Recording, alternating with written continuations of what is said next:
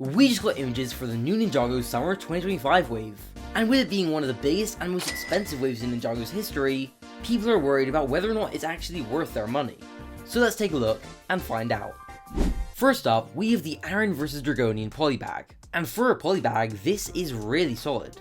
You get both Aaron and Dragonian, which are some great figures for the price, and you even get a build for the Well of the Lost, which is a very important location in Season 3. So yeah, this is definitely a very good polybag.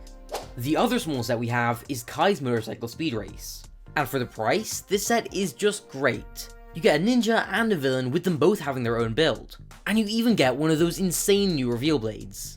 So even though there's not much, there's still some great value for money. Next, we have Aaron's Spinjitzu mech. It's compatible with the elemental mechs from last year, which I loved so much, making this a day one buy for me. The design of the mech is pretty cool, though I do feel like the black is placed on a bit randomly. But yeah, still an awesome set. Of course, we also have to have a 4+ set, and yeah, this one's nothing special. You get 2 mediocre cars, and it is way too overpriced. Although there is an exclusive mask for Jay, which is very unusual for 4+ sets. Next, we have Rontu the Mech Dragon, which is a set I've wanted ever since I saw Season 2 Part 1. And yeah, this is not it. First of all, they didn't even include her long neck, which is like one of the main parts of her design, and the wings are just way too big. I mean, as a dragon it looks cool, it just doesn't really represent Rontu. At least the minifigure selection is good.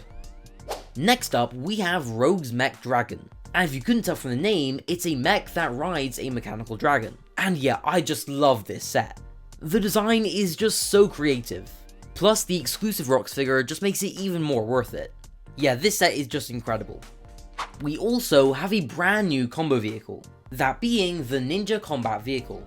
And I'm really mixed on this set. I think the design is amazing. It goes together really well, and each of the separate vehicles look like their own thing. Not to mention, the minifigure selection is just amazing, with the new Cole, Kai, and even a brand new exclusive Frack minifigure. But this set does have one major flaw, and that is the price.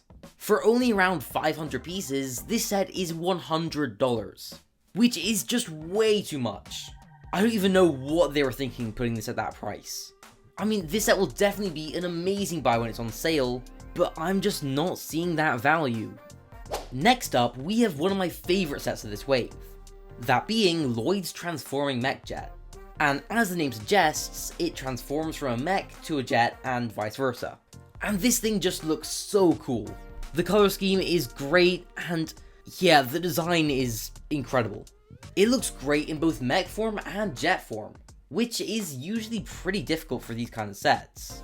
It has an exclusive Kerr minifigure, which yeah, just makes this even more desirable. Yeah, this is just a perfect set, I cannot complain with any part of it. So unless I find a major flaw when I get it in hand, this is probably a straight 10 out of 10. Could not be any happier with this. We also have 2 sets from a new Ninjago sub-theme, that being Ninjago Legends. And this could be the best thing to happen in Ninjago in years, because they are absolutely cooking with these sets. The first one we have here is the Fire Knight mech. It has a really cool display base with this monster coming out of it, and there's a really nice space where you can pose the mech. And I mean, this just looks so cool. Obviously, it's meant for older collectors, and therefore it's meant for display a lot more than play. So there aren't really that many minifigures, there are only 2, which is kind of unheard of for Ninjago at this scale, but it's Ninjago Legends, so that's going to be normal for this theme. But you can tell all the budget went into the build itself, because I mean, this thing is just perfect. Now, the price is slightly high, but I don't really care, because I mean, just look at that set. You cannot tell me that that is not a work of art.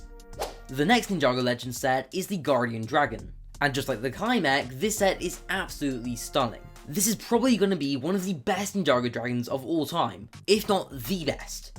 Right now that title belongs to the Source Dragon Emotion, but once I get it in hand, there is a very strong possibility that this set will dethrone the Source Dragon Emotion, which I did not think would happen this soon. The display base is also just beautiful, and yeah, I cannot complain with this set. And finally, we have the Temple Bounty. And I mean, yeah, it's just another bounty. It's not a bad set, it actually looks really cool. But the thing is, we've had so many bounties at this point and a lot of them have been quite a bit better than this one.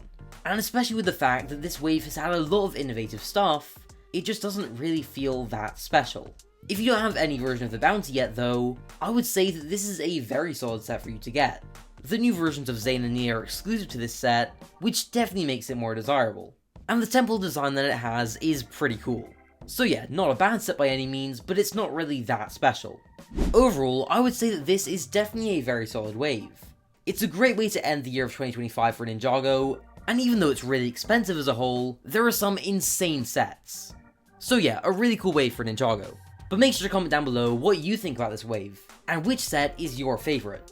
And subscribe for more Ninjago videos.